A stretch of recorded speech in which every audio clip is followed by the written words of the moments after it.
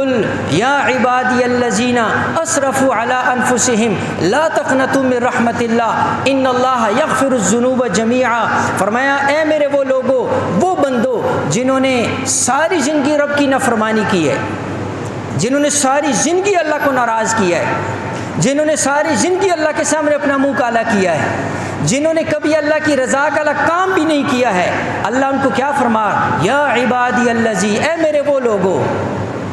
تو علماء مفسرین نے لکھا جب یا عبادی الذی بندہ سنتا ہے اے میرے بندو، تو اس کے بعد ذہن کے اندر آتا ہے کہ اللہ نے کئی متقین کا ذکر کیا ہوگا، تقوی والوں کا ذکر کیا ہوگا، تہجد والوں کا ذکر کیا ہوگا، حاجیوں کا ذکر کیا ہوگا، نمازیوں کا ذکر کیا ہوگا، روزے داروں کا ذکر کیا ہوگا، مجاہدین کا ذکر کیا ہوگا۔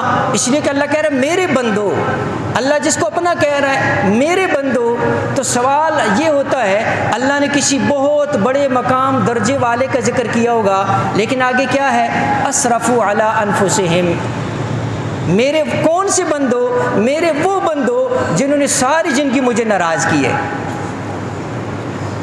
آج دیکھو نا اخبارات کے اندر اشتہارات پڑھتے رہتے ہیں، میں اپنے فلاں بیٹے کو نافرمانی کی وجہ سے آق کرتا ہوں، اپنی جائیداد سے لا تعلق کرتا ہوں، اس کو گھر سے نکال دیتا اعلان کرتا ہوں، میرے اس سے کوئی لینا دینا نہیں ہے۔ یہ کون اعلان کر رہا ہے؟ باپ جس سے پیدا ہوا۔ کس کے بارے میں اعلان کر رہا ہے؟ اپنے سگے بیٹے کے بارے میں اعلان کر رہا ہے۔ کتنی نافرمانی کی ہوگی؟ کوئی 10 دفعہ بات نہیں مانی ہوگی، 20 دفعہ نہیں مانی ہوگی۔ ایک بندے کو اللہ نے 60 سال زندگی دی، 70 سال زندگی دی، 80 سال زندگی دی، اور اس 60 70 80 سال کے اندر اللہ کی ناراض کرتا رہا۔